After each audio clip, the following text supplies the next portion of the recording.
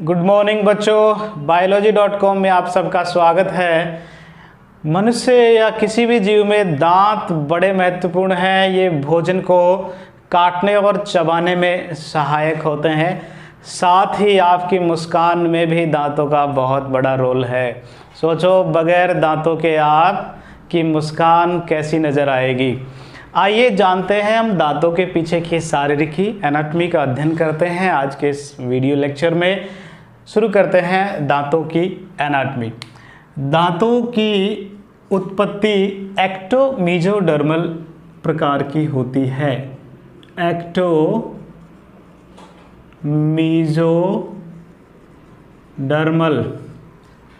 Means दांतों की उत्पत्ति एक्टोडर्म और मीजोडर्म दोनों से ही होती है। एक्टोडर्म से भी और मीजोडर्म से भी होती है। ये बड़ा महत्वपूर्ण प्रश्न है। यहाँ एक्टोडर्म से उत्पत्ति होती है इनेमल की। दांतों का जो इनेमल पार्ट है उसकी उत्पत्ति एक्टोडर्म से होती है। बाकी सभी पार्ट मीजोडर्म से बना होता है। तो दांतों की उत्पत्ति कैसी हो गई? एक्टोमीजोडर्मल। आइए अब इसे हम चित्र से समझते हैं। इसकी एनाटॉमी, इसकी शारीरिकी को चित्र द्वारा समझते हैं। दांतों के मध्य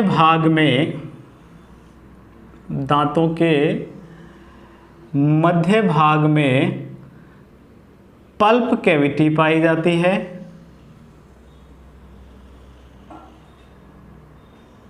पल्प कैविटी पाई जाती है। इस पल्प कैविटी को घेरे हुए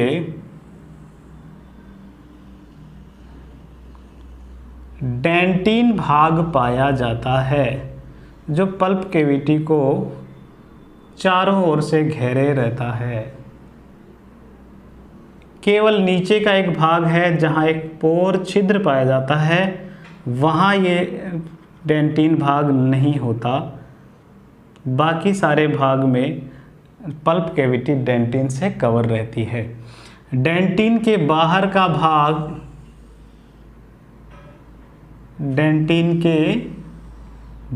का भाग इनेमल होता है और अंदर के भाग में यही भाग सीमेंट कहलाता है।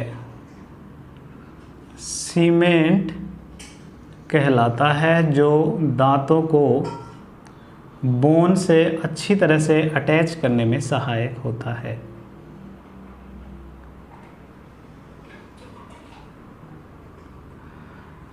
तो इस तरह हमने ये दांत की यहाँ एक तरफ इसमें गम्स मसूड़े अटैच होते हैं और बाकी जो ये भाग है जो बोन का पार्ट है, हड्डी का पार्ट है, जिसमें दांत फिट होते हैं। ये बोन अगर ऊपरी जबड़ा है तो मैक्सिला बोन होगी, अगर निचला जबड़ा है तो मैंडिबल बोन होगी। ये जो बोन है, अगर ऊपरी जबड़ा है तो मैक्सिला और अगर निचला जबड़ा है तो मैंडिबल बोन होगी। ये भी आपको याद रखना है।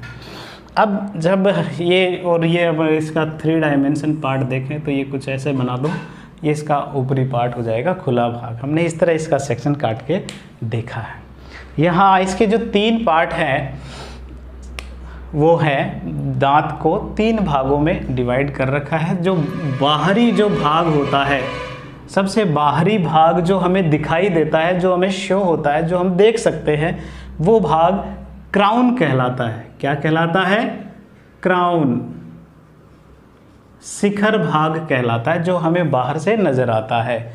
गम्स वाले पार्ट में मसूड़े वाले जो भाग है, जहाँ मसूड़े अटैच रहते हैं, वो इसका नेक पार्ट होता है।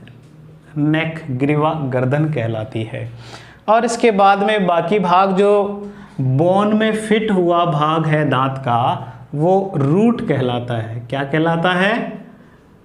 रूट, जड़ कहलाता है। तो इस तरह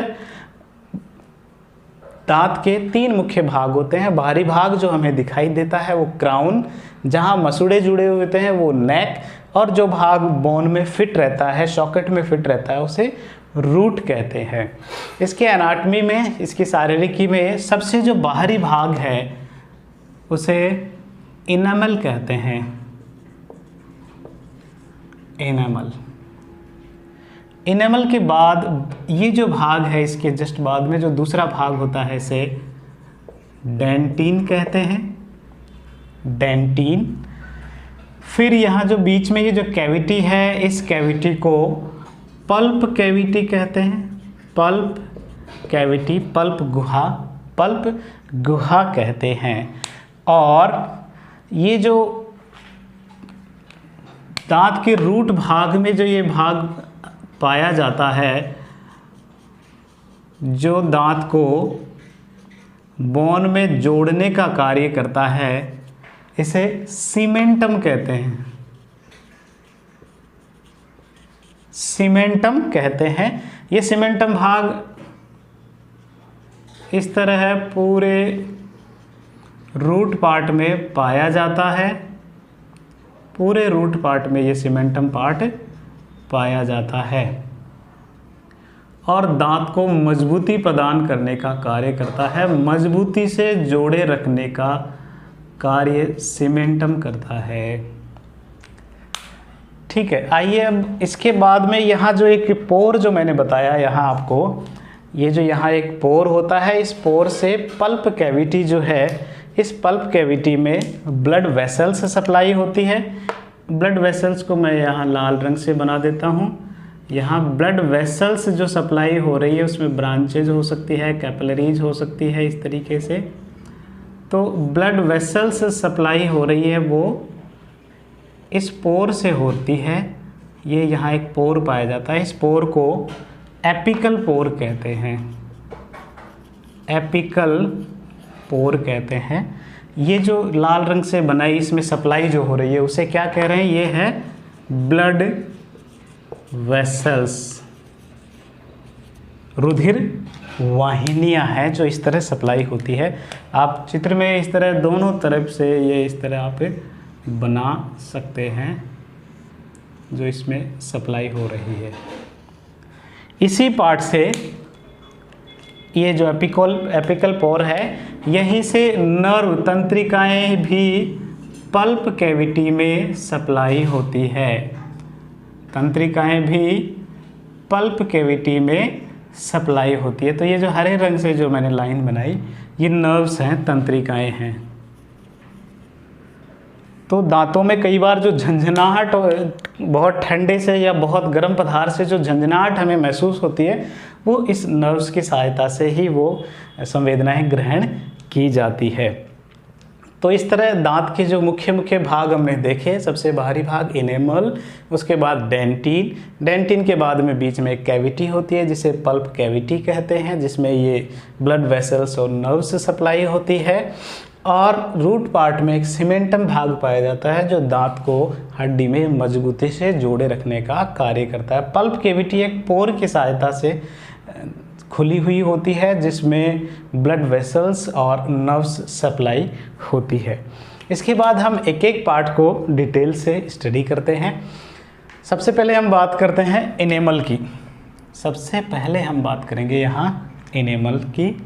इनेमल हमारे बॉडी का सबसे हार्डेस्ट पार्ट है, सबसे मजबूत भाग जो है पूरे बॉडी का वो इनेमल होता है, सबसे हार्ड पार्ट होता है इनेमल। इनेमल पहले क्या विशेषता, ये हार्डेस्ट पार्ट है हमारी बॉडी का, सबसे कठोर, सबसे मजबूत भाग है।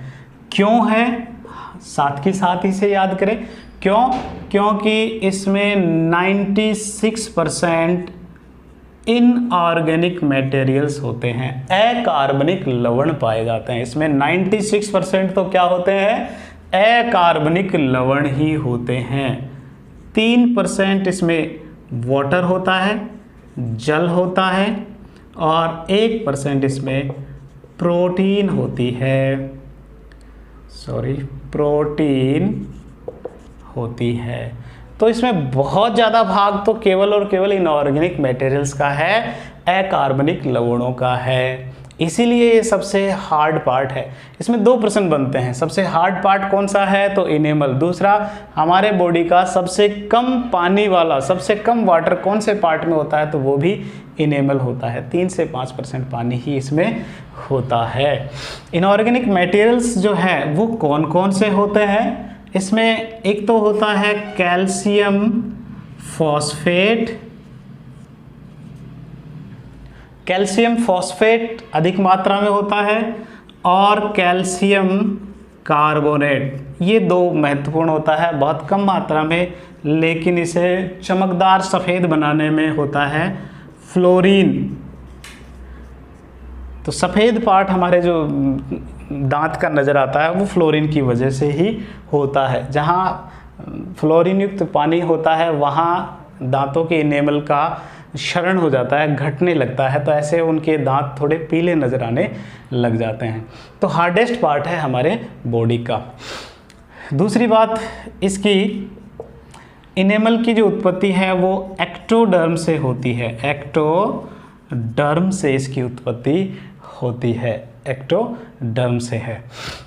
नेक्स्ट, इसका जो निर्माण है, इसका जो सिक्रेशन है, इसका जो स्रावण है, इसका स्रावण सिक्रेशन एमिलोब्लास्ट कोशिकाओं द्वारा होता है। एमिलोब्लास्ट सेल्स द्वारा इसका सिक्रेशन होता है, एमिलोब्लास्ट सेल्स द्वारा इसका सिक्रेशन होता है। कौन सिक्रेट करता है? एमिलोब्लास्ट सेल्स इसका सिक्रेशन करती है। और इसमें जो ये प्रोटीन्स पाए जाते हैं इनेमल्स में, इनेमल में कौन कौन से प्रोटीन होते हैं वो भी आप याद करो। ये आपको इनेमल जो है ये एमिलोब्लास्ट से ही याद हो जाएंगे। इसमें प्रोटीन एक तो होता है एमिलोब्लास्टिन,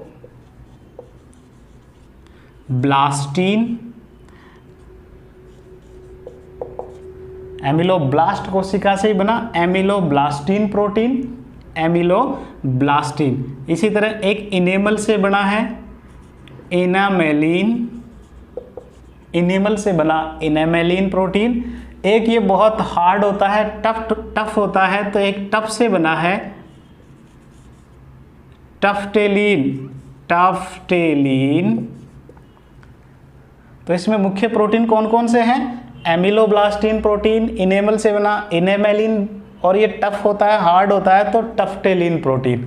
तो ये मुख्य प्रोटीन भी है जो आपको साथ के साथ याद करने हैं।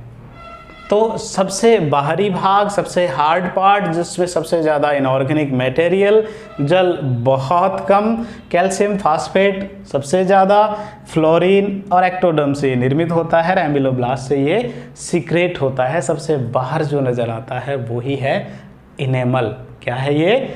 इनेमल है। इसके बाद हम दूसरा पार्ट पढ़ते हैं डेंटिन। दूसरा है डेंटिन।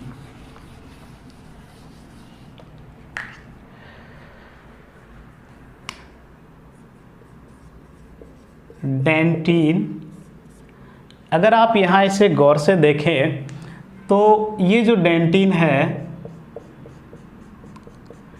ये चारों तरफ से पल्प कैविटी को घेर रहा है। देखो इधर भी चारों तरफ से ये पल्प कैविटी को कवर करता है, ढकता है, क्योंकि पल्प कैविटी में तंत्रिकाएं होती है। खाना चबाते समय आपको झंझनाहट महसूस हो सकती है, तो ऐसे में पल्प कैविटी को चारों तरफ से ढकना जरूरी है। तो उसे कौन कवर कर रहा है? डेंटिन कर रहा है। आप दूसरे शब्दों में ऐसे कह सकते हैं, इनेमल और पल्प कैविटी के बीच का भाग डेंटिन कहलाता है। तीसरे तरीके से यहाँ रूट पार्ट में थोड़ा अलग है, यहाँ सीमेंटम और पल्प कैविटी के बीच का ये जो भाग है ये डेंटिन कहलाता है। यहाँ तक आपको बात समझ में आ गई होगी। ये होता कहाँ है? इनेमल और पल्प कैविटी के मध्य में होता है, या सीमेंटम और पल्प कैविटी के बीच में ये होता है। ठीक है। दूसरी बात, ये जो डेंटिन है इसका सिक्रेशन ओडोंटोब्लास्ट, ओडोंटोब्लास्ट सेल्स द्वारा होता है। ओडोंटोब्लास्ट सेल्स, पल्प कैविटी जो होती है, ये पल्प कैविटी इसमें पाई जाती है ओडोंटोब्लास्ट सेल्स। ये सेल्स डेंटिन का सिक्रेशन करती है। डेंटिन पार्ट जो है वो हमारे बॉडी का सेकंड हार्डेस्ट पार्ट है। सबसे हार्ड तो इनेमल था, दूसरे नंबर पे जो हार्ड है वो है डेंटिन। तो ये है सेकंड हार्डेस्ट मटेरियल है हमारे बॉडी का। क्यों है? क्योंकि इसमें 70% इनऑर्गेनिक मटेरियल्स होते हैं, इसमें 20% ऑर्गेनिक मटेरियल्स होते हैं, जिसमें कोलेजन सबसे महत्वपूर्ण है। कोलेजन प्रोटीन इसमें होता है, और 10% इसमें वाटर होता है, जल होता है डेंटिन। डेंटिन की एक और ख़ास बात जो इसे थोड़ा अलग बनाती है वो ये कि इसमें छोटी छोटी बहुत बारीक बारीक यहाँ इस तरह चैनल्स पाए जाते हैं जो ब्रांच्ड हो सकते हैं। ये चैनल्स ब्रांच्ड हो सकते हैं, लेकिन कभी भी ये चैनल्स एक दूसरे को काटते नहीं हैं। चैनल्स की जो डायरेक्शन है वो पल्प कैविटी से एनिमल की तरफ इस तरह होते हैं। तो ये चैनल्स इस तरह बाहर की ओर खुल रहे होते हैं, छोटे छोटे बहुत टाइनी पोर्स होते हैं, चैनल्स होते हैं जो ब्रांच्ड हो सकते हैं, लेकिन कभी भी दो चैनल एक दूसरे को काटते नहीं हैं। तो डेंटिन में चैनल्स पाए जाते हैं। ये जो डेंटिन है वो संयोजी ऊतक का बना होता है। तो एक तो यहाँ मैंने जो बताया इसकी खास बात, इसमें चैनल्स पाए जाते हैं। अगली ये जो बना किसका है, ये संयोजी ऊतक का बना होता है, कनेक्टिव टिश्यू संयोजी ऊतक का बना होता है। संयोजी ऊतक में बहुत सारे लवण पाए जाते हैं, संयोजी ऊतक में लवणों का सिक्रेशन होता है। ठीक है, तो यहाँ तक बात समझ में आपको आ गई होगी डेंटिन। ठीक है, डेंटिन एनिमल और एमिलोब्लास्ट बीच में जो पल्प कैविटी है उसके बीच में होता है, ओडोंटोब्लास्ट सेल्स से सीक्रेट होता है, सेकंड हार्डेस्ट मटेरियल होता है, बहुत सारे इनऑर्गेनिक पदार्थ इसमें होते हैं। संयोजी ऊतक में छोटे टाइनी चैनल्स इसमें पाए जाते हैं, जल इसमें 10% होता है। ठीक है, इसके बाद जो नेक्स्ट इसका जो पार्ट है वो है पल्प कैविटी। तीसरा जो इसका पार्ट है वो है पल्प कैविटी, पल्प गुहा। पल्प गुहा तरल संयोजी ऊतक की बनी, ये जो बीच में है ये है पल्प कैविटी, इंग्लिश में लिख देता हूँ पल्प कैविटी। पल्प कैविटी जो है वो भी संयोजी ऊतक की बनी होती है, संयोजी ऊतक की बनी होती है। किसकी बनी होती है? संयोजी ऊतक की, कनेक्टिव टिश्यूज की बनी होती है। ये जो संयोजी ऊतक है वो जेली समान जिलेटिनस होता है। संयोजी ऊतक सेमी सॉलिड कंडीशन में ये होता है। इसमें ब्लड वेसल्स,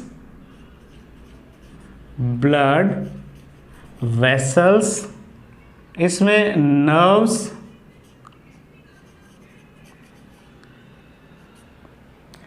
नर्व्स सप्लाई होती है। ठीक है, इसी में ब्लड वेसल्स और नर्व सप्लाई होती है।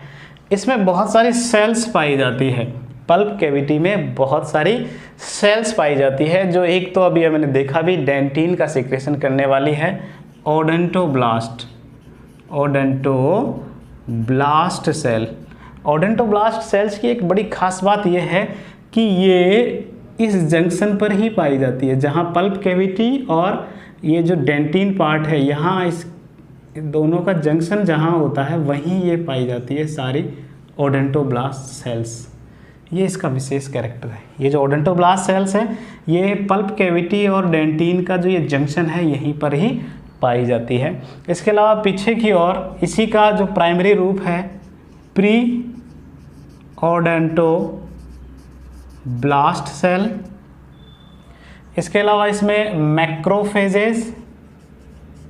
मैक्रोफेज जो बाहर से कोई जीवाणु कीटाणु आते हैं उसे भक्षण करने का कार्य करती है।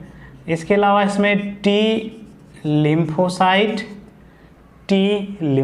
इसमें पाई जाती है, और फाइब्रोब्लास्ट, ये सब सेल्स पल्प कैविटी में पाई जाती है। इसमें ब्लड वेसल्स और नर्व सप्लाई इसी में होती है। तो हमने ये पल्प कैविटी पढ़ी। इसके बाद जो चौथा पार्ट जो है दंत का जो चौथा महत्वपूर्ण पार्ट है वो है सीमेंटम। चौथा पार्ट है सीमेंटम। नाम भी जो ये पढ़ा है कहीं ना कहीं इसके विशेषता ही बताता है। ये जो पार्ट हमने बनाया था ये है सीमेंटम।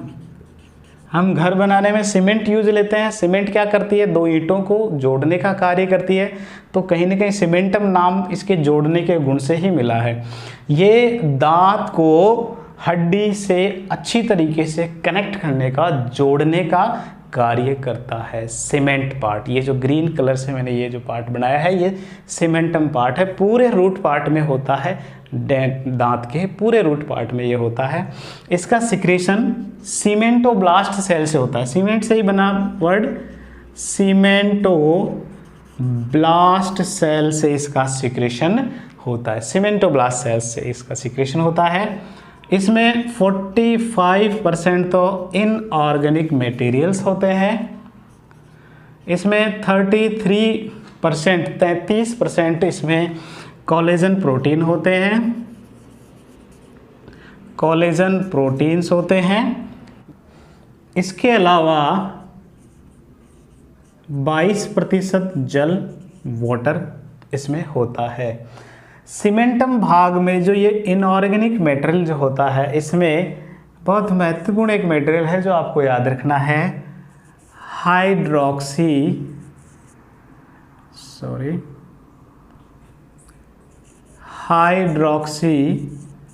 एपेटाइट।